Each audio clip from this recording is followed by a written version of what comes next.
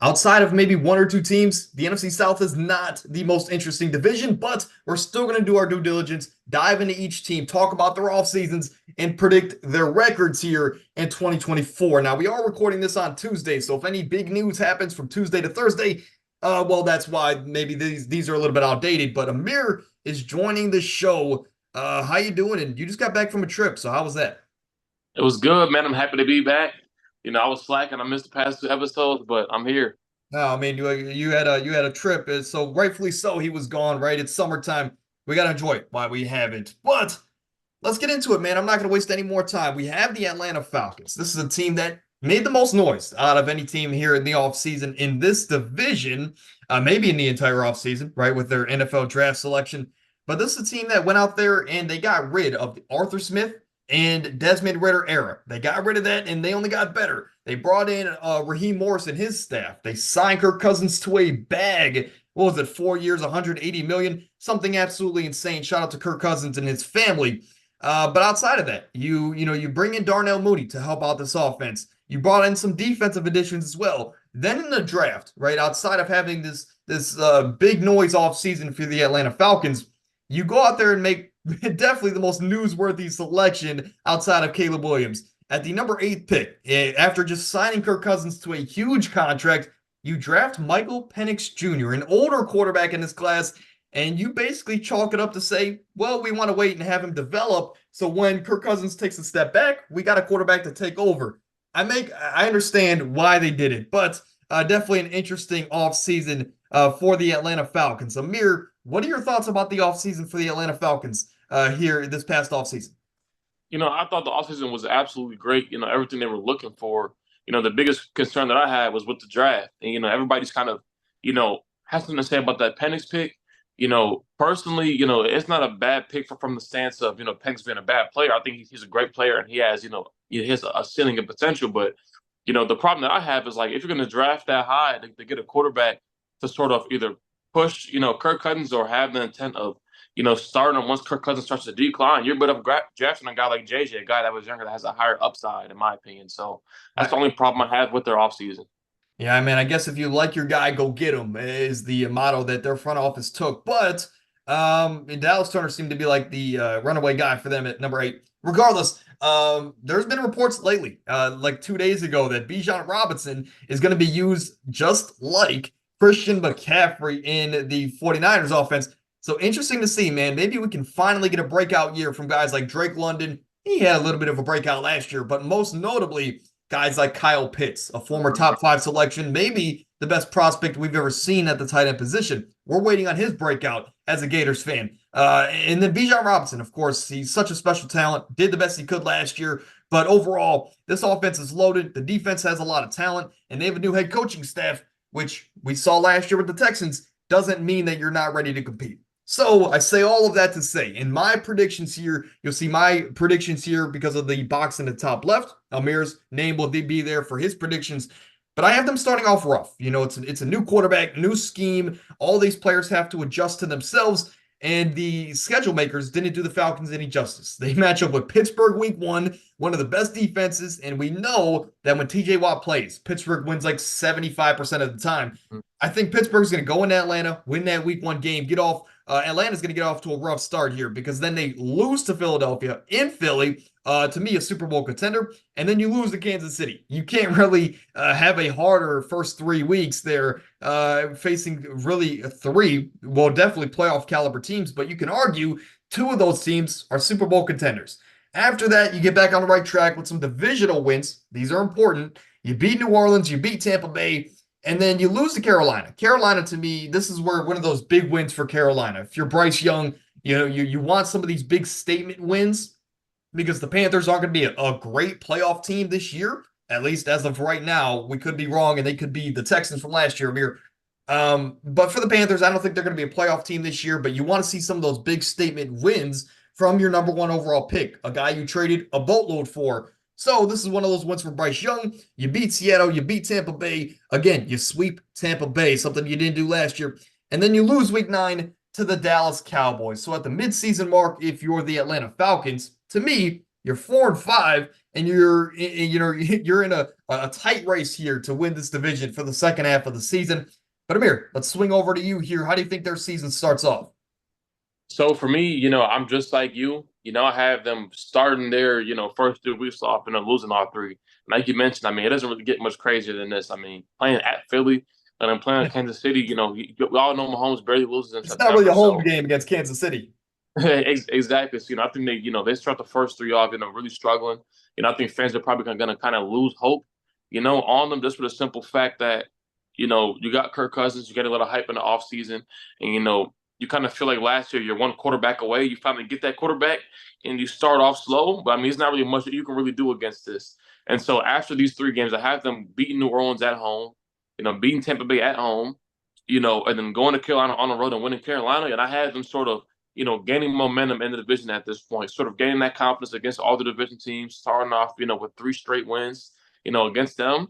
Have them beating Seattle at home, finally going on a win streak and showing some promise that I had them splitting with Tampa Bay, Tampa Bay on the road, and I had them swinging back home to play against Dallas and losing that game against Dallas at home. Yeah, so again, do you have them as well at 4-5? We have it in different ways, and you're going to see that a lot here in today's Yeah. video. Now, again, we did these predictions completely separate on our own computers, own time. So if anything seems to be similar, again, I guess we just think alike. But going over here to the second half of my schedule for them, I have this team, I guess at the midseason mark. Look, they lose to New Orleans in New Orleans, divisional game, they have your number. Then you go to Denver, mile high advantage. But at this point in the season, I think this would be the territory where we start to see either Zach Wilson start to get some starts if he's not the day one starter, or Bo Nix get into the mix here. And again, game one in Mile High, you'd think you'd like the rookie, but I'm going to take the playoff team in the Atlanta Falcons. And that win is huge because to me, that kind of starts their late season run here to be a serious playoff contender. At the bye week, they are 5-6. A late bye week there for the Atlanta Falcons. And I think that's huge for them because you have a couple games here at the end of the season that you look at it and you say, we should probably sweep all these teams. But some of these games can get away from you. But moving over here, to me, I think you beat the Chargers at home. You beat the Vikings on the road in the Kirk Cousins revenge game, right? You got to get a big win there. Then you lose to the Las Vegas Raiders. So at this point in the season, you're losing on the road to Las Vegas. This is one of those games for Las Vegas. I don't have them as a great team this year, but the NFL is weird. Should the Falcons lose this game on a Monday night? No, but the Raiders get the upper hand there. But I think they close off the year winning all of their last 3 games against the Giants, the Commanders, and of course the Panthers. They end off 10-7. And to me, that's good enough to be the division lead and the 4 seed in the NFC. Let's get into you, Amir. How does their second half of the season turn out for you? So for me, I have them go on New Orleans and sweep New Orleans in divisional play. After that, I have them, the week before the bye week, have them going to Denver, mile high. It's always tough to win there, regardless if Denver is a good football team or not. So I have them losing that game at Denver. At this point, they're 5-6. They go to the bye week, sort of regroup, sort of, Kirk Cousins sort of builds his team up. They kind of get back together. And then, weeks 13 through 18, I have them really stepping it up. Beating the Chargers at home, going to Minnesota. I think Minnesota matches up well against this team up to this point. Kirk Cousins' revenge game, that's like you just mentioned. I have them losing that game, in a really tight game. After that, Kirk Cousins turns it up. They finished this year off with 4 straight wins and end up taking the division at 10-7. Yeah, 10-7 record for the both of us. Again, having them doing it in different ways. But let's get over to the team that won the division last year. Not convincingly, but they won the division. They got hot second half of the year, and they won the division at 9-8. They go to the playoffs and they take down the at the time reigning NFC champions in the Philadelphia Eagles. But the Tampa Bay Bucks, they didn't have a crazy offseason, right? Some small additions here. You re-signed Mike Evans. You lose some pieces in the secondary. Overall, it wasn't a crazy offseason if you are the Tampa Bay Buccaneers. Maybe I'm missing something, and maybe Amir can fill us in here. But the biggest loss for them to me is Dave Canales, their offensive coordinator. He goes off to Carolina, and I think that's going to be huge for Carolina. But for Tampa Bay, how much does that change the offensive scheme? Are you going to still run some of the same stuff that worked last year? Because Dave Canales had it, he helped Geno have a career year. He helped Baker Mayfield have a career resurgence year, and now he's left. So does Baker kind of return to earth like Geno did last year? something we got to look out for. But I think they beat Washington, they lose to Detroit, lose to Denver, but you beat Philadelphia. This is one of those where the NFL is weird. Should they win? No, but they're at home against a team that is going to be coming in probably super motivated to win the game in Philadelphia because you want to get your revenge loss from the playoffs last year. But Tampa Bay takes care of business. They're 2-2 to start the season. You lose to Atlanta, Thursday Night Football in Atlanta, but you bounce back with another divisional win at New Orleans. So you're 3-3. But then you lose 3 straight games against some quality opponents in Baltimore, Atlanta, Kansas City, bringing you to 3-6 at the midseason mark. Not where you want to be if you're the Atlanta Falcons, but Atlanta was 4-5 at this point, so they're still in the race. Amir, how does the season start off for you? So I have them starting off the year, beating Washington. I think they match up well against Washington. And I have them going to Detroit, losing against Detroit. A team that beat them in the playoffs and are also going to beat them, on the road in the regular season this year. I have them going back home, playing against Denver, beating Denver at home to start off 2-1. After that, I have Philly coming into their place. Like you mentioned, they're motivated to win. Hurts and the whole entire team's going to have a chip on their shoulder. I think they're going to beat Tampa Bay in Tampa Bay. They're going to go on the road, on their first divisional game and lose against Atlanta.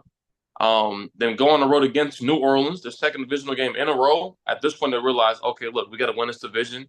We got to get it together. They're going to beat New Orleans at New Orleans, come back home and lose against Baltimore, and then win against Atlanta, go ahead and split, between them in divisional play, and then lose against Kansas City on the road.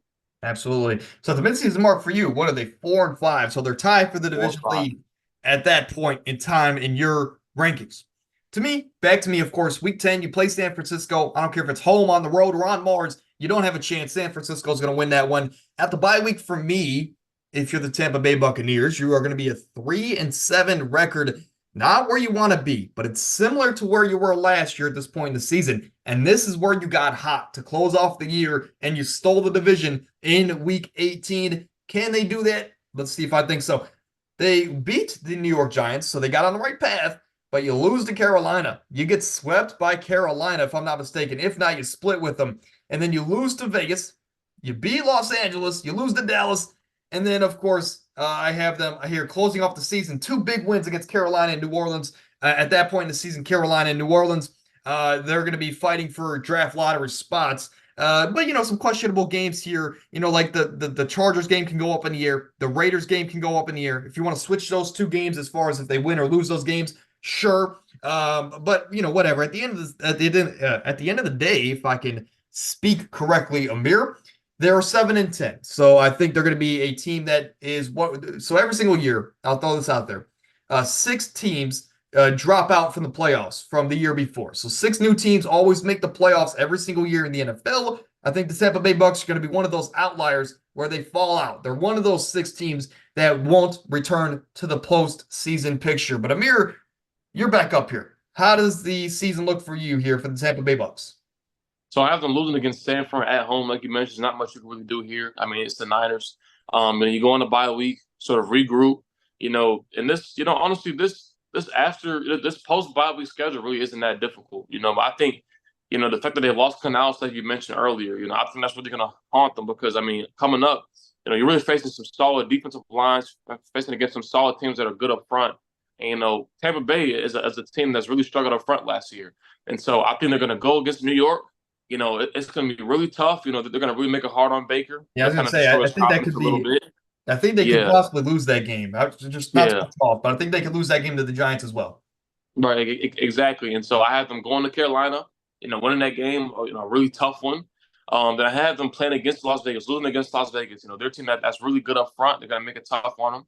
Have them losing against the Chargers, losing at Dallas. And then, Bryce Young at this point, he sees, sort of his revenge game against this team. And at this point, the Panthers really don't have much to lose up to this point in their year. Tampa Bay may have a very slim playoff chance. And I have, Bryce Young wanting to come in and spoil that and ruin their season. That's awesome. Then, that Week 18 team, I have them beating New Orleans at home. Yeah, no, absolutely. 7-10 record. Sorry, not to cut you off there. 7-10 record for the both of us. So 2 teams, 2 of the same records, got it in different ways. Let me start this by saying, and I'm not sure what your record for the New Orleans Saints is and how their season goes. You can see behind me, I have a Drew Brees bobblehead and a signed Drew Brees football. I am a secondary Saints fan. Kind of grew up that way because my favorite player of all time played for the New Orleans Saints. Now, let me say this. This is my hope for the New Orleans Saints. So they were kind of the casualty to me going into my prediction for the schedule. I think this is a team that is in salary cap hell. They don't have a lot of flexibility. A lot of their star players are either hurt all the time or they're just way past their prime. This is a team that needs a hard reset. I'm also not in love with their head coach. I do not like Dennis Allen, and I don't really like Derek Carr going forward. I'm not a big believer in Spencer Rattler as well. This is a team that needs a quarterback. They need a hard reset, and I think this is the year where they can tank and go after a Carson Beck, go after a Shedeur Sanders, whoever you think that next star quarterback is. This is the year to hit that hard reset because you don't have a chance to compete in the playoffs, let alone for a Super Bowl. So why even do it? So here's my hope for the New Orleans Saints. You get off to a big win. You still have, this is a game where Bryce Young, he's adapting to all these new weapons, the new offensive scheme around him, and the Saints at home can take advantage of that. They start off 1-0, but after that, again, this is my hope for the New Orleans Saints. They lose against Dallas and Dallas. You lose to Philly, Atlanta, Kansas City, Tampa Bay. All 5 teams are playoff caliber teams. You lose to each and every one of them. After that, you beat Denver, Thursday Night Football. That could be the first game for either Zach Wilson, Jarrett Stidham, and or Bo Nix. Who knows who the quarterback's going to be over there? But I think that could be one of the first Bo Nix games, and you win that one. But outside of that, you lose to the Chargers. You lose to Carolina to split the season series with them.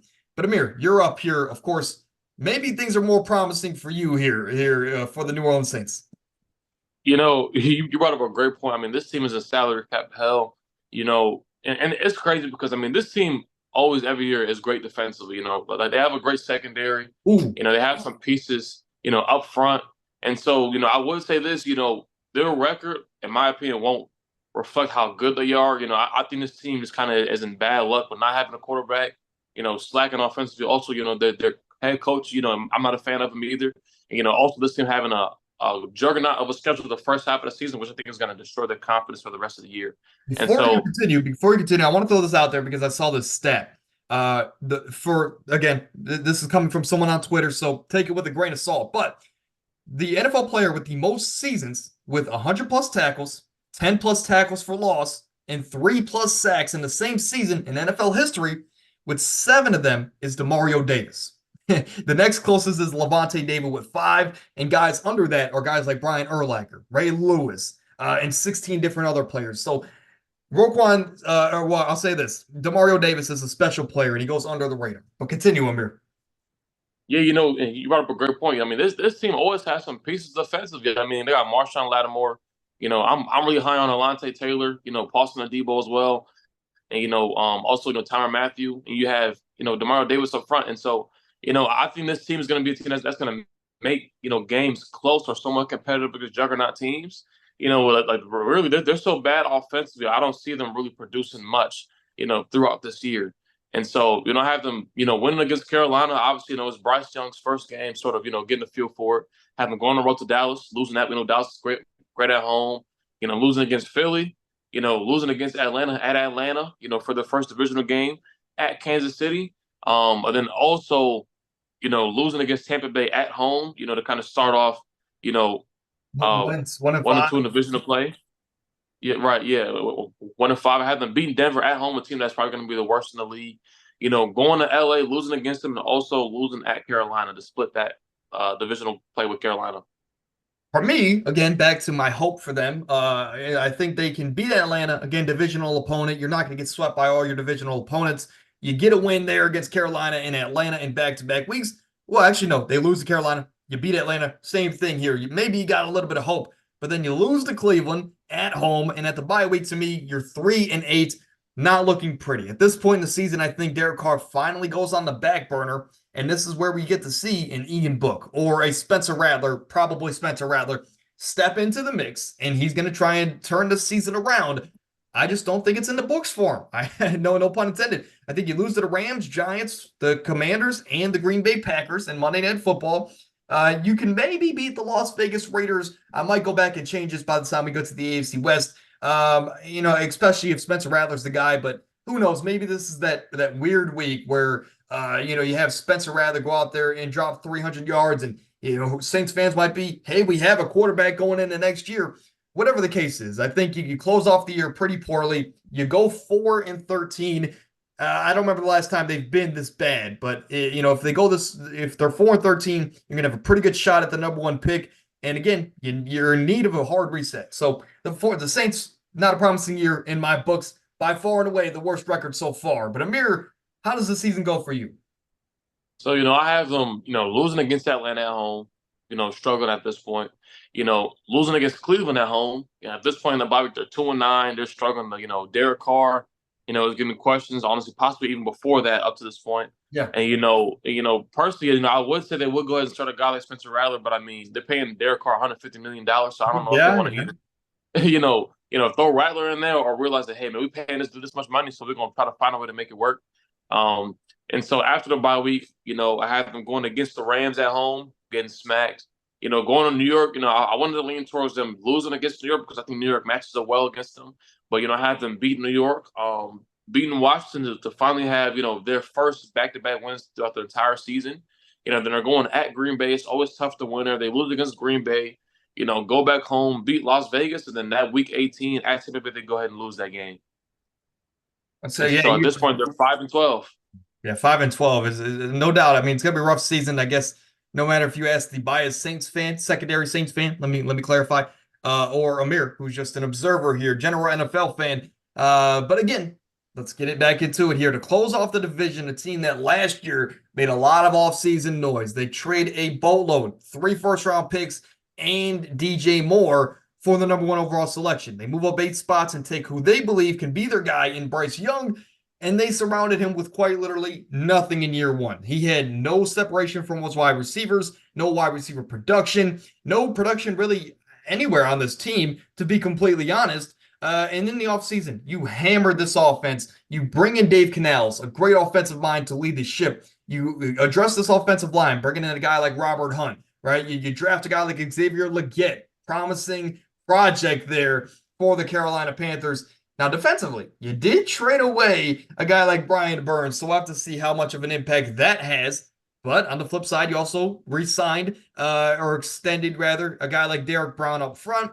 So interesting offseason for the Panthers, but if one thing's for sure, they hammered this offense, and they're going to get a true picture of who Bryce Young is as an NFL quarterback going into this season. So start off week 1, again, new system, new weapons. It's an adjustment week. I didn't even mention, Amir, they also traded for Deontay Johnson. So they also helped out that in that front as well. Jatavion Sanders, rookie tight end out of Texas. They actually had a very underrated offseason for the offense. But you lose week 1 in New Orleans. In New Orleans, hard place to win.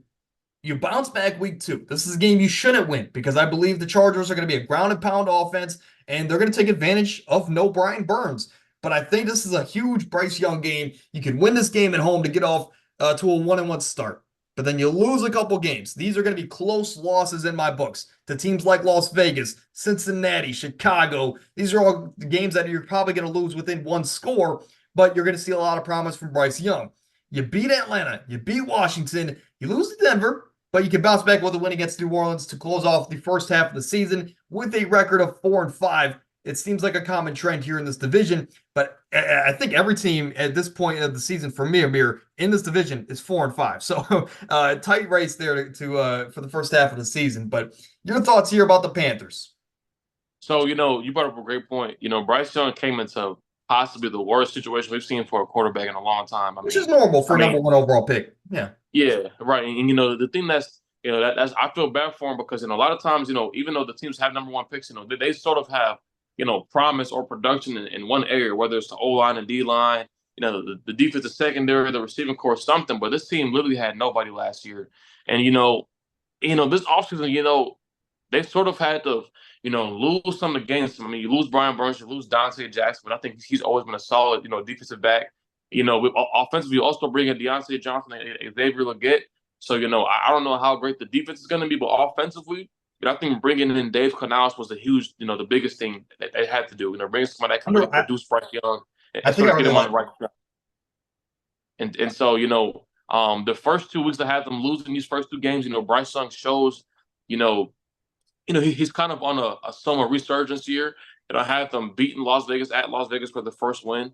Losing the next 3 games against quality opponents. Going to Washington at Washington. Another team that's going to struggle this year. Winning that game. Going to Mile High. Losing that game and then going back home and losing and beating New Orleans to start off 3-6. At 3-6. Going back to me, of course, they lose to the Giants here Sunday night. This is a Brian Burns revenge game.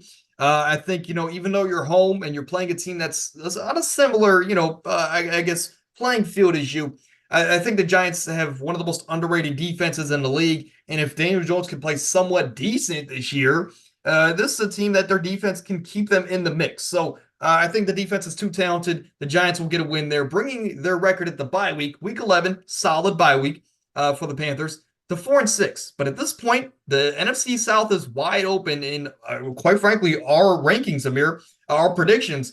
So can they close it off? They have a lot of tough games.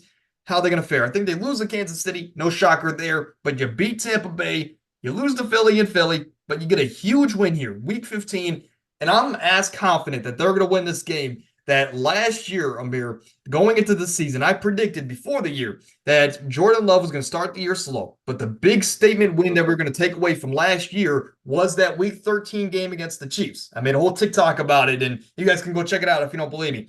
This is the statement win from Bryce Young this year. Even if we don't make the playoffs, even if they win 3 games on the year, this is the game that we're going to take away from the Carolina Panthers to say, Bryce Young's our guy. We made the right selection.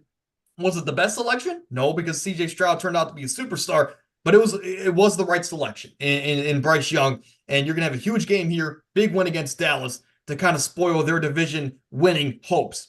But after that, you lose to Arizona, you lose to Tampa Bay, and you lose week 18. So how does that make sense? I don't know, but the NFL is weird. You finished the year 6-11. This year is all about development of Bryce Young. You want to see him just show flashes, even if you lose a lot of one-score games. You just want to have the, I guess, you just want to know going after this year that we're okay. We made the right selection. It's not a total bust in Bryce Young. To me, I guess that's the big key for Carolina this year. But how did they close off the year for you? Yeah, you hit it on perfect. The Giants have probably the most underrated defense in the league. I mean, up front, they're absolutely loaded. And so, I don't know how Carolina's going to win this game. I think it'll be ugly, but I think they win this game. To go ahead, go to the bye week 4-6. After that bye week, I mean, they got 4 straight quality opponents. I think they Yes. lose all 4 of these games. And, last year, we kind of saw, Carolina start off really slow. And then, they ended up playing Tampa Bay twice that second half of the year. And they made it tough on them. Like, they really showed, that they can somewhat, slow Tampa Bay down. I think them having Dave Canales on their side now and Tampa Bay, struggling up to this point as well. I think that they're somewhat going to be able to make it hard on Baker. But, I think at home they're going to lose against Tampa Bay because, Oh, Tampa Bay still has more talent than them. Losing against Philly, Dallas, obviously. Then they're going to beat Arizona at home.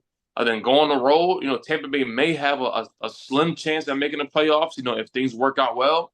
I think Bryce Young is going to be, pissed off on the road and Tampa Bay, prove himself and beat Tampa Bay in Tampa Bay again, just like how we did last year.